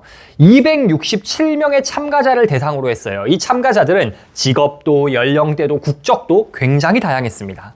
그런데 이 연구에서 참가자들을 5그룹으로 나눴어요. 그런데 1번 그룹은요, 그냥 목표를 생각만 하라라고 지시를 했습니다. 그리고 2그룹에서 5그룹까지는요, 목표를 쓰라고 시켰어요. 사실 조금 다르긴 합니다. 2그룹은 그냥 쓰기만 해라 라고 했어요. 그리고 3그룹은 목표를 쓰고 그 목표를 달성하기 위해 네가 어떻게 행동할지 행동 계획을 세워라 라고 했고, 4그룹은 네가 세운 목표와 행동 계획을 친구한테 보내라 라고 했고, 마지막 5그룹은 친구들한테 너의 목표와 행동 계획을 보낸 다음에 거기서 더 플러스 알파 매주 네가 그 세운 목표에 대해서 어떻게 성취를 냈는지 보고서를 보내라 라고 했어요. 5그룹으로 갈수록 훨씬 더 빡세진 거죠. 한 달 뒤에 이 사람들이 적어놨던 목표를 얼마나 달성했나를 비교를 해봤어요. 그랬더니 그냥 생각만 한 1번 그룹 대비 목표를 쓰기만 한 2번 그룹하고만 비교했을 때도 목표 달성도가 40% 차이가 났어요. 다른 게 아니라 그냥 써보기만 했는데 40% 목표를 더 달성했다고 해요. 더 대단한 건 마지막 5그룹 있었죠? 목표를 쓰고 행동 계획을 세우고 그 행동 계획을 친구들한테 공유한 다음에 매주 내가 이 행동 계획 이만큼 했어, 나 이만큼 성취했어 라고 성과 보고까지 한 친구들, 이 사람들은요 1번 그룹보다 목표를 2배 더 달성했다고 합니다. 토탈 내면은 2그룹부터 5그룹까지 다 합치면은 1그룹 목표를 쓰지 않고 생각만 한 사람들보다 50% 이상 더 큰 목표 달성 효과가 있었다고 해요. 좀 이따가 그 친구들에게 위클리 보고를 보낸 것의 힘도 제가 이야기를 할 건데, 일단 여기서 중요한 건 1그룹과 2에서 5그룹이 차이가 일단 어마어마하잖아요. 근데 차이가 뭐였습니까? 쓴 거밖에 없어요. 목표를 써보는 것 자체가 그만큼 강력한 효과를 가진다는 겁니다. 김밥하는 CEO 김승호 회장님께서도 예전에 원하는 게 있으면 매일 100번씩 그 목표를 말했다고 하잖아요. 근데 100번 말하려면 일단 그게 뭔지 명확히 정해놨겠죠. 정해놓는 가장 좋은 방법이 뭡니까? 써놓는 거예요. 저도 예전에 교사일 때 앞으로 내가 전업 유튜브를 하면은 이런 목표를 달성해야겠다라고 써놓은 것들이 있습니다. 근데 그때는요 솔직히 별 생각 없이 썼거든요. 그냥 자기계발서들에서 하도 많이 쓰라고 하니까 한번 써보자고 썼어요. 당연히 거기 있는 걸 제가 다 달성하진 못했습니다. 거기에 막 100억 이상 이런 거 있거든요. 저 아직 안 됐어요, 그런 거. 저는 부자가 되려고 노력하고 있는 사람이지 부자가 아니에요. 근데 놀라운 거는 그런 굉장히 큰 목표들은 아직 진행형이긴 하지만 생각보다는 많이 달성했더라고요. 뭐 10만 구독자가 되겠다 뭐 이런 것들, 제가 그걸 쓸 때는 아 이게 될까? 의구심이 들었던 것들 중에서도 꽤나 달성된 것들이 있어요. 재밌더라고요. 그래서 목표를 달성하려면 일단은 목표가 뭔지를 명확히 해야 됩니다. 그리고 그 목표를 명확히 하는 가장 좋은 방법이 뭐예요? 첫 번째, 목표 쓰기입니다. 반드시 목표를 달성하는 두 번째 단계는요, 바로 행동 계획을 세우고 알리는 겁니다. 사실 아까 1단계를 설명하면서 알려드린 연구 결과에서 2단계에 대한 힌트가 남아 있었어요. 목표를 썼던 2번 그룹만 해도 생각만 했던 그룹보다 훨씬 더 목표를 많이 달성했잖아요. 그런데 아까 마지막 5그룹, 내가 어떻게 할 거야 라는 행동 계획을 친구들한테 알리고 일주일에 한 번씩 야 나 이렇게 한다 했잖아, 이만큼 했다 라고 리포트까지 한 그룹이 있잖아요. 이 2그룹하고 5그룹 사이에서도요 이미 성과 차이가 25에서 30%가 또 납니다. 그러니까 단순히 쓰기만 하는 게 아니라 그거를 구체적인 계획으로 바꾸고 더 나아가서는 친구들한테, 주변인들한테 알리는 과정이 또 한 번 키포인트가 된다는 거예요. 왜 이게 효과가 있냐? 우리가 목표를 쓰잖아요. 그러면은 의지가 끌어오릅니다. 목표를 안 썼을 때보다 나 이거 해야겠지 라고 욕심이 생기고 열정이 생겨. 그런데 이 의지라는 건 금방 바닥납니다. 간혹 의지력 자체가 어마어마하신 분들이 있거든요. 저 인간은 그냥 인간 자체가 타고난 불 같은 사람들이 있어요. 대단한 분들. 뭐 한번 한다고 시작하면 반드시 끝장 보는 어마무시한 사람들이 있거든요. 근데 저랑 님은 아니에요. 우리는 아니에요. 사실 대부분 아니에요. 그래서 우리는 어떻게 해야 되냐? 의지로 뭐를 하려고 하면 안 되고요. 환경으로 해야 합니다. 즉 의지력을 발휘해서 해야지 할 게 아니라 할 수밖에 없게 만들어야 되는 거예요. 제가 어지간하면 아침에 운동을 좀 하려고 하거든요. 근데 최근에는 좀 잘 하는데 그 전에 자주 빼먹었어요. 왜냐면은 자기 전에는 내일 아침에 꼭 운동해야지 하다가도 아침에 눈 뜨면은 힘들어, 피곤해, 이러고 새벽에 만약에 잠깐 잠이라도 깼었다라고 하면 새벽에 좀 깼는데 수면 보충해야지 뭐 이런 핑계를 대면서 안 하게 되더라고요. 근데 이런 제가 단 하루도 빠지지 않고 매일 아침 새벽 6시에 고강도 운동을 하던 시절이 있었어요. 그게 언제였냐면은 군대 때. 군대 때 제가 카투사 출신이거든요. 근데 카투사 미군들은 이 운동, 아침 운동을 굉장히 중요시 여겨요. 그리고 운동 잘하는 애들에 대한 리스펙이 엄청나요. 그래서 어쨌든 아침마다 운동을 계속해 다 나와가지고 그래서 솔직히 다른 건 다 꿀이었는데 이 운동은 빡세게 했어요. 그래서 아침마다 뭐 어쩔 거야. 안 나오면 내가 뒤지는데 가야죠. 환경이 되니까 이때는 아침 운동하는 게 그렇게 힘들지 않았어요. 즉 뭐예요? 의지력으로 뭐를 하려고 해서는 안 되고 환경을 해야 된다라는 겁니다. 그런데 그 환경 중에 가장 강력한 환경이 뭐냐면요. 바로 사람 환경이 제일 강력합니다. 인간은요. 사회적인 평판이나 타인의 시선에 극도로 민감하게 반응하거든요. 도덕적 인간은 왜 나쁜 사회를 만드는가라는 책이 있어요. 제가 이 책을 다 읽진 않았고요. 인터넷에 검색하다가 보니까 어떤 특정 부분이 발췌가 되어 있길래 읽었는데 좋더라고요. 근데 이 책에서 어떤 내용이 나오냐면은 연구에 따르면 사람들이 조깅을 할 때 누가 나를 아무도 안 보고 있는 상황보다 누군가 나를 보고 있다라고 생각하면 더 열심히 달린대요. 그리고 또 재밌는 건 뭐였냐면은 공중 화장실 있잖아요. 사람들이랑 같이 쓰는 화장실. 근데 좀 지저분한 이야기인데 혼자 있을 땐 볼일을 보고 손을 안 씻고 나갈 빈도가 더 높대요.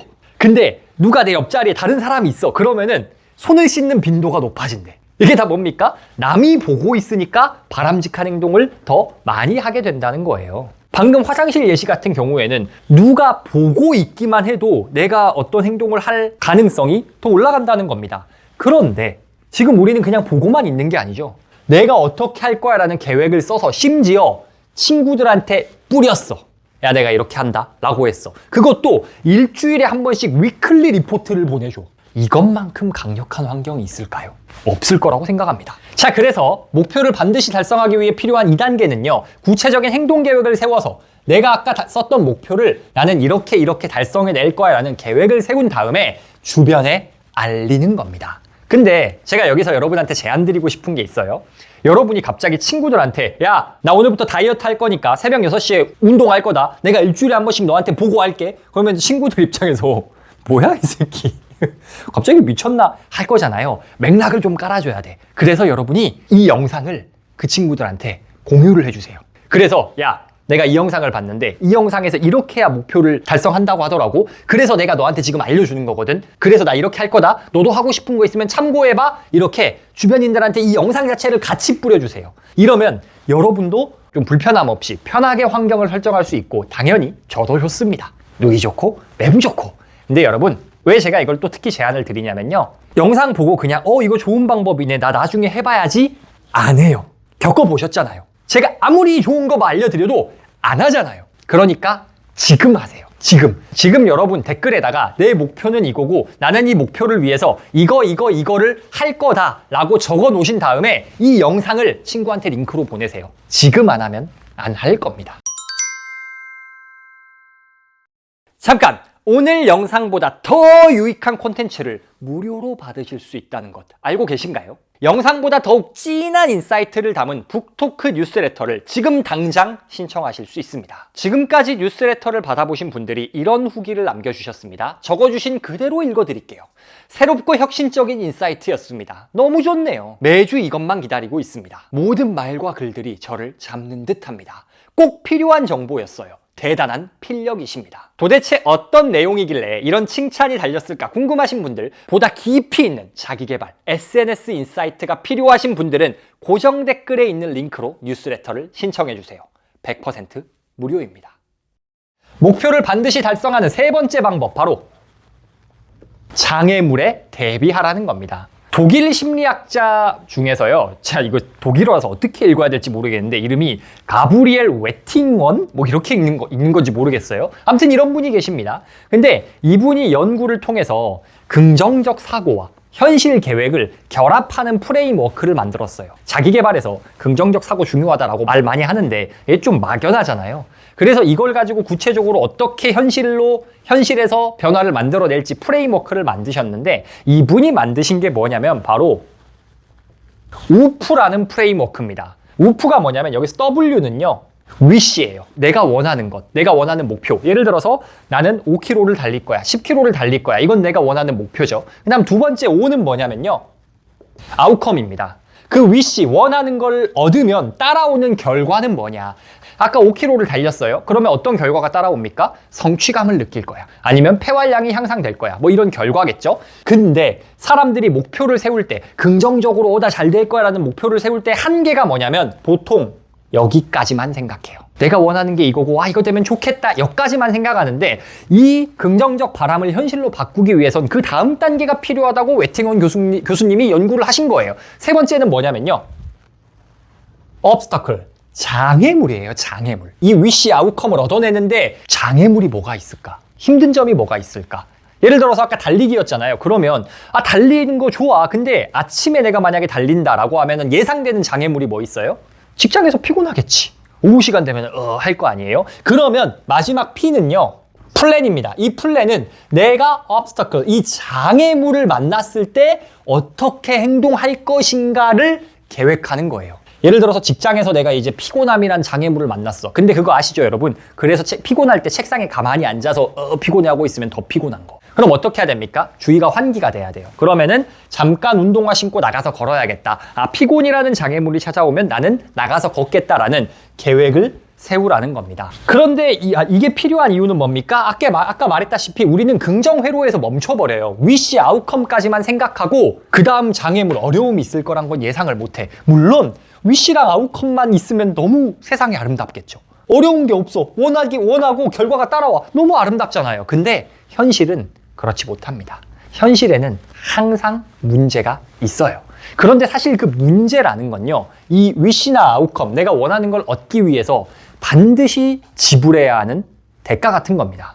손흥민 선수 부친이신 손흥정 감독님이 쓰신 책에서 성공은 선불이다 라고 말을 하시잖아요. 그게 뭡니까? obstacle, 이 장애물을 극복하는 데 드는 비용을 치러야 한다라는 겁니다. 그래서 우리는 내가 원하는 게 있다면 반드시 문제가 생길 거다, 반드시 장애물이 있을 거라고 생각을 해야 돼요. 세상에 공짜가 없거든요. 그래서 그 장애물이 생겼을 때 어떻게 행동할지를 계획을 세워놔야 됩니다. 만약에 여러분이 유튜브를 하고 싶어요. 내가 원하는 거, wish는 10만 유튜버야. 아웃컴, 그럼 원하는 결과, 따라오는 결과가 뭡니까? 기분이 좋겠죠? 그리고 부수익이 들어오거나 비즈니스 확장이 가능하겠죠? 그런데 이거는 좋은 거고 장애물이 분명히 따라올 거예요. 그게 뭡니까? 매일 최소 2시간은 영상 만드는 데 써야 될 거야 라는 장애물이 따라오겠죠. 당연한 겁니다. 그러면 그에 대한 계획은 뭐예요?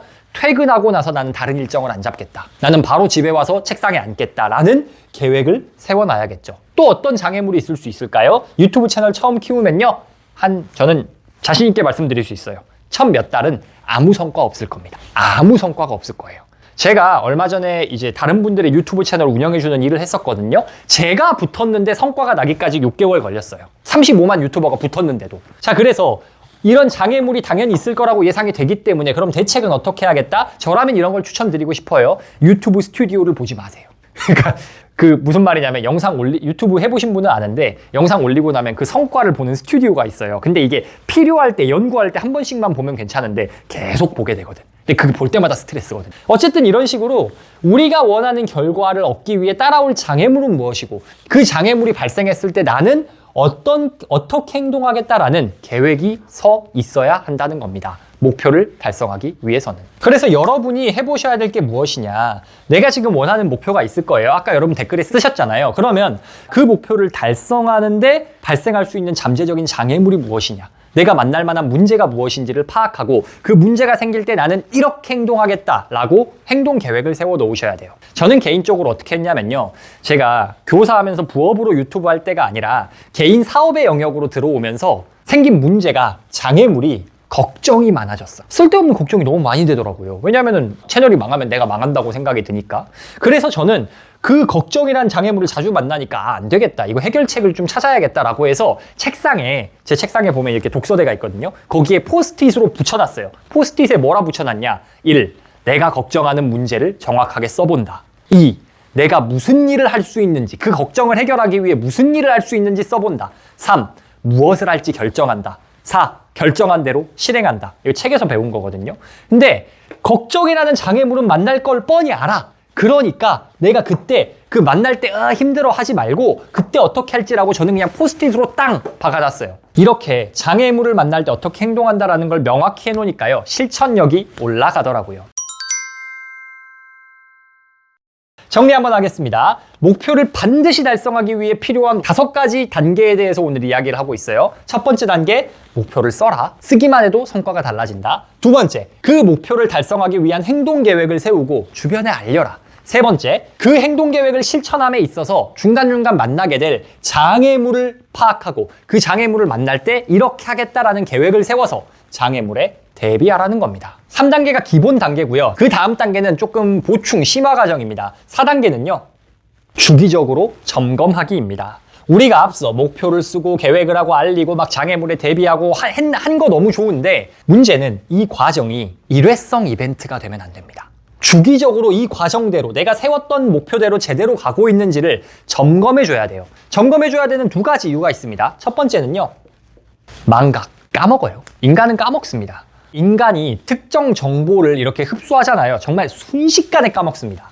에빙하우스의 망각곡선이라는 연구가 있어요. 이게 뭐냐면 우리가 어떤 정보를 학습하면은 20분 정도만 있어도 그 학습한 정보 중에 40%가 사라진답니다. 하루 있다? 그러면은 70%가 날아가요. 그런데 이 망각곡선이 그래서 다 까먹는다, 까먹어라 이게 아니고요. 이 망각의 정도를 늦추기 위해선 어떻게 하면 되냐면 복습을 하면 돼요. 어떤 걸 공부했을 때 10분 있다 한번 복습하고 하루 있다 한번 복습하고 한 달 후에 한번 복습하잖아요. 가만 냅뒀으면 한 70% 날아갔을 것이 장기적으로 한 7, 80% 남아있게 만들 수 있어요. 근데 목표 달성에 있어서도 마찬가지입니다. 내가 뭘 원하는지 어떻게 하기로 했는지를 냅두면 까먹어요.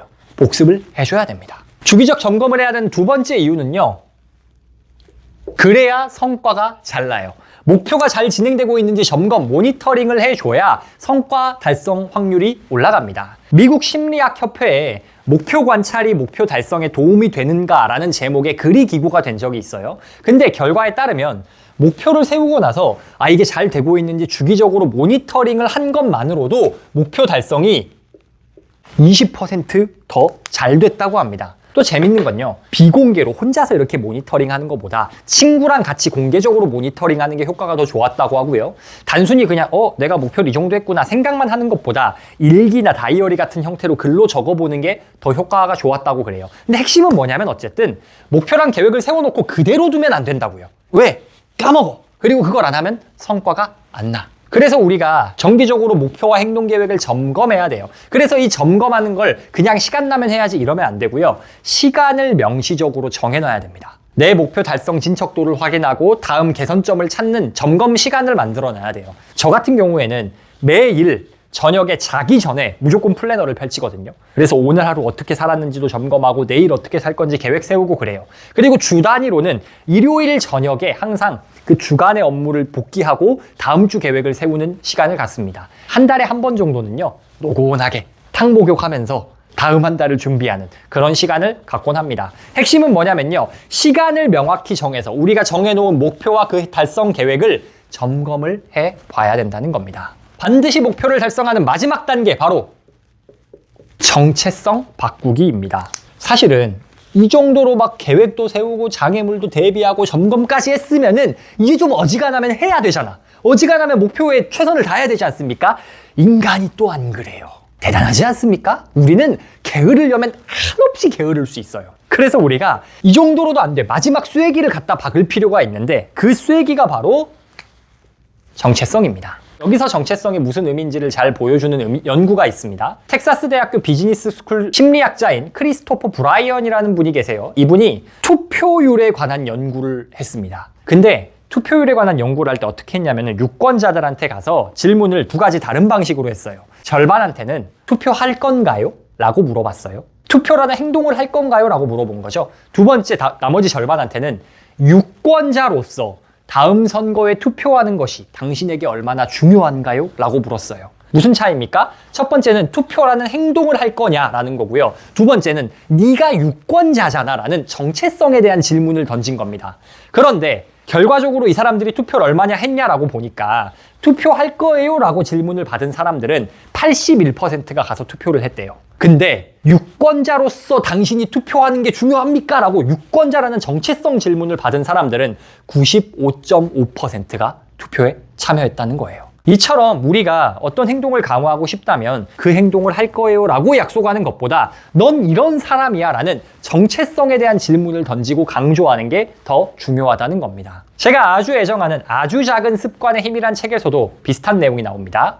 많은 사람이 자신이 얻고자 하는 것에 초점을 맞춰 습관을 변화시키려고 한다. 그러나 이런 태도는 결과 중심의 습관을 형성한다. 그러나 지속하기 위해서는 정체성 중심의 습관을 세워야 한다. 이는 내가 어떤 사람이 되고 싶은지에 집중하는 데서 시작한다. 또 이런 말도 나옵니다. 진정한 행동 변화는 정체성 변화에 있다. 우리는 무언가가 되고 싶어 그와 관련된 습관을 시작한다. 하지만 그 습관을 꾸준히 해나가는 건 오직 그것이 자기 정체성의 일부가 될 때뿐이다.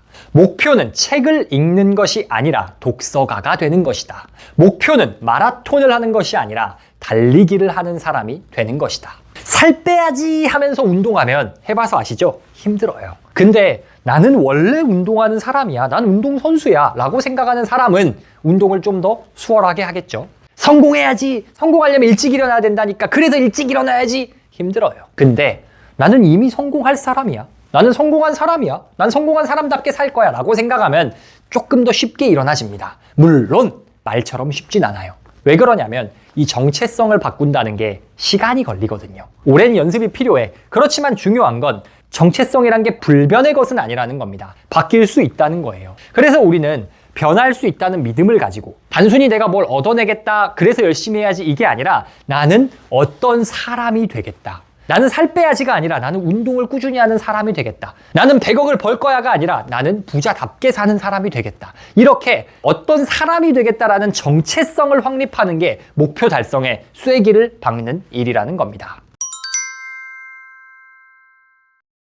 오늘은 반드시 목표를 달성하는 5단계에 대해서 이야기해봤습니다. 첫 번째, 목표를 써봐라. 쓰기만 해도 생각만 한 사람들보다 훨씬 더 나은 성과가 나더라. 두 번째, 행동 계획을 세우고 주변에 알려라. 목표를 쓰면 의지가 생기지만 의지만 가지고는 한계가 있다. 할 수밖에 없는 주변 사회적 압력을 받아야 한다. 그를 위해선 구체적인 행동 계획을 알려야 한다. 세 번째, 장애물에 대비하라. 목표를 세우라고 하면 너무 핑크빛 생각, 긍정회로만 돌리는데 그래서는 안 된다. 왜? 모든 일에는 장애물, 문제가 생기기 마련이기 때문에 그 문제는 당연히 마땅히 치러야 할 대가라고 생각하고 장애물을 대비해야 한다. 네 번째, 주기적으로 점검하라. 목표를 세워놓기만 하는 일회성 이벤트가 돼서는 안 된다. 그 목표를 내가 제대로 달성하고 있는지, 목표를 향해 나가고 있는지 점검해야 한다. 마지막, 쐐기 박는 법, 정체성을 바꿔라. 이걸 얻어야지가 아니라 이런 사람이 돼야지라고 생각하는 것이 훨씬 더 행동을 강화하는 좋은 방법이라는 겁니다. 2025년 벌써 4분의 1이 갔습니다. 곧 3분의 1이 갈 거고 곧 절반이 갈 거고 금방 2026년이 될 겁니다. 30년 작심삼일, 작심일주 했잖아요 우리. 그럼 이제 할 만큼 했습니다.